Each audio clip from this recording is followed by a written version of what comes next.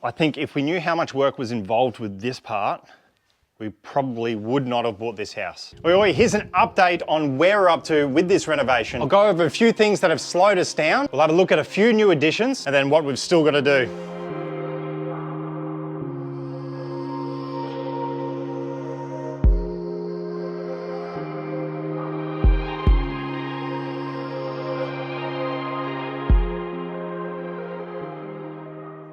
So it's been around 7 or 8 months since we sold our last house and started this renovation. If you didn't know, I'm an electrician who has a homeowner builder license, so I'm doing the majority of the work that I can do, which is why it's taking quite a while to get through this. So let's go for a walkthrough. And this is our new entry. This was the original entry, but obviously this was the normal lounge room. So I've added that wall and added to this part. All that wall is existing. I've obviously braced this side, and then also I've braced in here. That was originally a wall out here with cabinetry on the inside, all their cupboards. You can see this is now the office, but this is getting turned into a normal bedroom. So as we come back out in the hallway, you can see I've got markings for lights. The electrical is actually getting done at the moment. As I have my license, I'm obviously doing all the electrical, so going through that slowly. At the moment, I've got all the power done, including the aircon and the stove and the cooktop. And this week, I'm actually hoping to get some gear from Sal Pixie, which is a lot of the automation and the downlights and that sort of stuff. And this week, I should be getting a lot of the lighting cables in. If you've got any questions about the electrical, I am doing a whole video on that currently, so you might get in early and I might be able to answer that in the next video.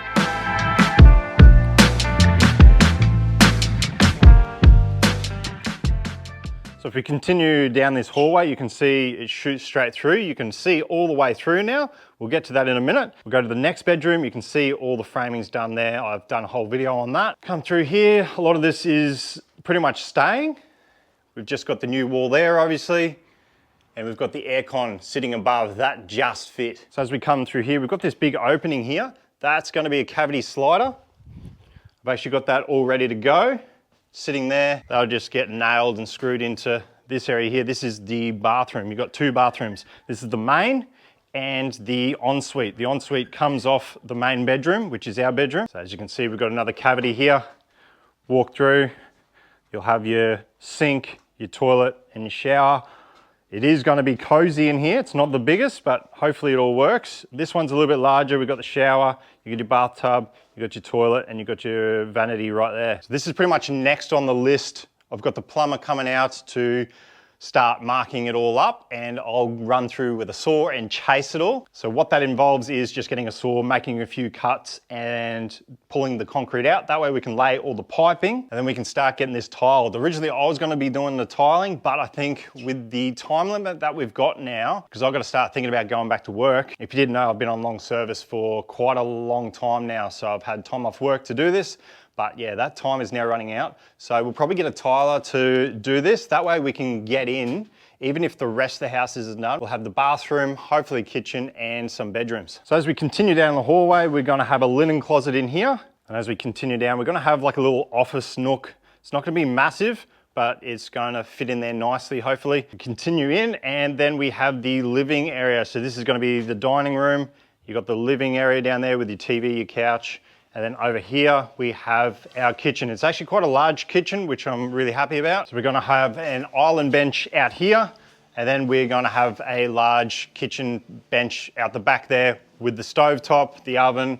Fridge is gonna be right here where the toilet still is. It is still functioning, and it's been great to have on site. I did not want to pay for an extra toilet out the front, so that's why I've kept that, but that'll have to go pretty soon. And then right next to the kitchen, we've got another cavity. And this is going to be a laundry, so laundry over here, and then all through here is just going to be the butler's pantry, so your cupboards for all your food and bits and pieces. We figured we could fit it all into the one, so hopefully that works out. One thing I wish I did do differently here though is put the cavity over to this side, just because we've got this door here, which obviously opens up and hits this wall, which is fine, but if we put that over here, we could utilize this area a little bit better and put shelving, which I am still doing. I'm just gonna have to put some extra timber into these gaps here and use smaller screws for the shelves. So if I put that over there, would have been out of the way, and we would have had a normal timber frame here,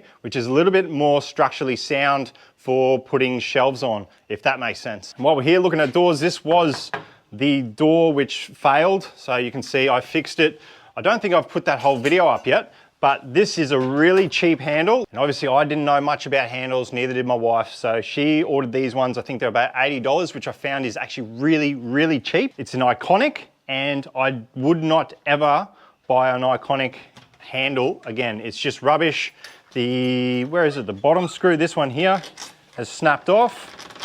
And if you didn't see originally, I used the template, and yes, now I know that you shouldn't use the template. Had a big learning curve there, so don't use the templates and just measure it yourself, because the template was done to a different scale, was totally off, and that's why I had to patch it and measure it myself, which I think I did pretty well. This is my first door, so that went pretty well. I'm very happy with how it actually ended up, but I will have to replace this. You can just sort of feel that it's really cheap.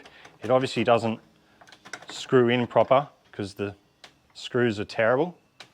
But yeah, learning experience. That's my first door. Don't buy Iconic.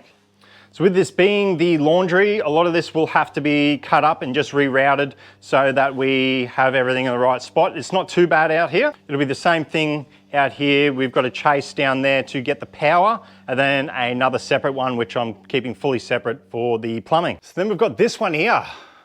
I don't know if I've shown you this one yet. This beam went in quite a few months ago now. Obviously all this was done to the engineering plan. So we set out all the measurements, what we wanted to the engineer, and he went through it, gave us what we needed. We then got a steel guy to come out to have a look. Then he came out with a team of 2 other guys. They got this up within an hour. They were in and out extremely quick, really efficient. And as you can see, it fits extremely well. So that's snug in with that other frame. If we come down,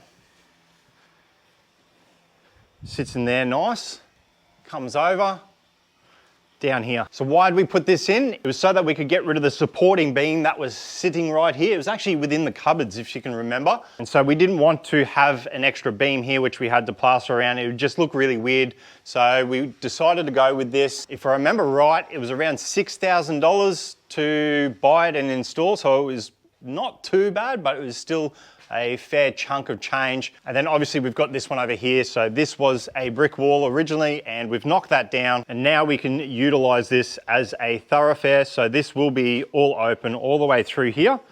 And then down on this side, this will be halved. That's going to be a bedroom. This has probably been one of the biggest downfalls for the build or the renovation. And I think if we knew how much work was involved with this part, we probably would not have bought this house. So originally this was all built in. They had a sliding door here, and that was all original for the patio. That was a patio area. As you can see, this was where the garden was.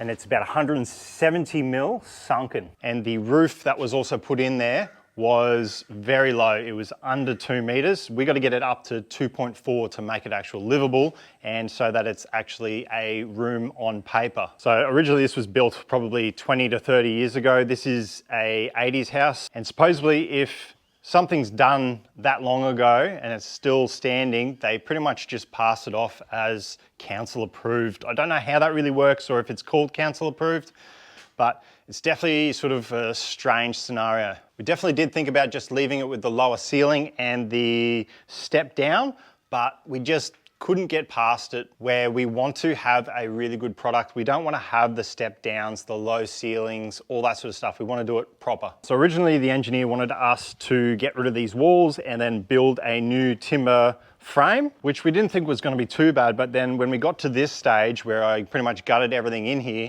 got to the brick wall, that is double brick. So to even just pull down that brick wall to get rid of it is a massive job alone.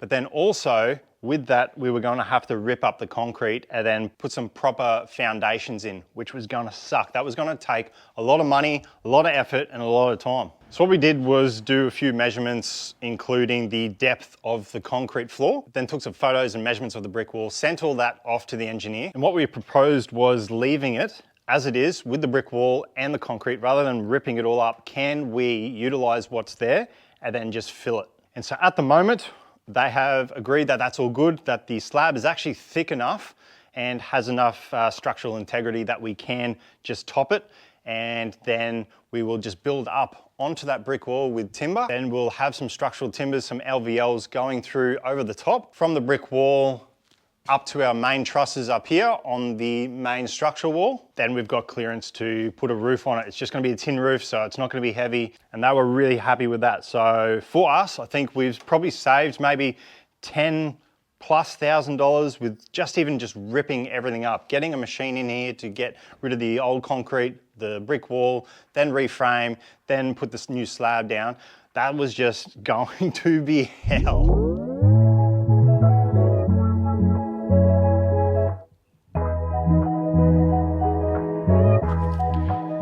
Then we get to this.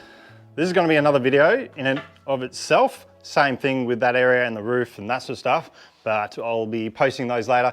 These are the new French doors. So this was actually 2 rooms with cupboards at the back. Insane difference. And you can see they've come up extremely well. I did have Brendan come out and he did the framing and a few of the measurements. And I got him to do that because I just wasn't confident enough with this one, because there was quite a lot of money spent in the door jambs, the doors, and also I had to cut the bricks exactly right so that it fit nicely. Obviously you can make a few changes here and there, but I wanted this done right, so I got him out rather than myself doing it. It would have taken me a lot longer. This is what it looks like from the outside. The wife painted these as well. And don't worry, these are all plasticed up. They come with the plastic on them, so hopefully they come off all right. So then we've got the outside. Shed has been awesome. So yeah, that's all done in here, hasn't really been touched. We have got the plumbing in, it comes through, heads down that way, and then down that way as well. So in the future, we're looking at AstroTurf. We're still not sure what we're gonna do. We'll probably end up doing that myself. And a lot of people are gonna ask why AstroTurf, especially if you know my background with lawns. I absolutely love lawns. I'm a lawn fanatic. I love getting my cylinder mower out. But out here, I don't think much is going to survive being up against the glass fence, the shed, and also a patio is going to be right above me. So we figured we'll do AstroTurf there. I'm gonna have an immaculate lawn out the front, and that way it's all pretty much low maintenance out here. So yeah, big patio out here. I think it's 8 or 9 by 3. And that's why we've got the concrete. The concrete's all done, pretty much ready to go. We've got the tiles ready. They're all ready to go. They're exactly the same as these. Hopefully they line up quite well. And while we're out here, update on the pool. She is awesome. Gate's fine, fence is good. We're constantly watering all the plants. And if you remember, this palm was dying. She's doing all right. We just got to keep up the water.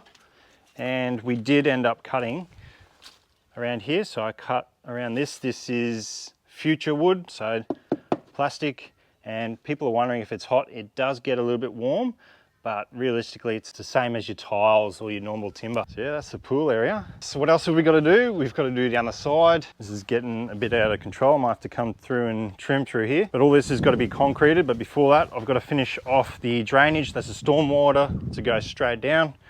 And we've got to dig up this and utilize this for the kitchen and also the laundry. We've got to move this. That's got to come around to here. We've got a plumber looking at all this. And then all down here is all concrete. Concrete all the way through there. A little path down here. Fill in all through here. And we will then put a bit of concrete out for the rest of the driveway. And then the other thing with the electrical is to upgrade this. So this whole thing has got to get upgraded. Firstly, there's not enough space, but just look at it. So I've got a new B&R enclosure to swap out the whole board, and then we are going to put in some Voltex gear. Haven't used their gear before other than a few little bits and pieces, so I'm really keen to see how their stuff ends up. But hit me up with any questions that you've got, anything that you want to see in future videos. We will be doing a full rundown of the entire build at the very end with how much it cost and how much time it took. And if you wanted to check out any of the other videos for the renovation, check out the renovation playlist. Cheers, guys.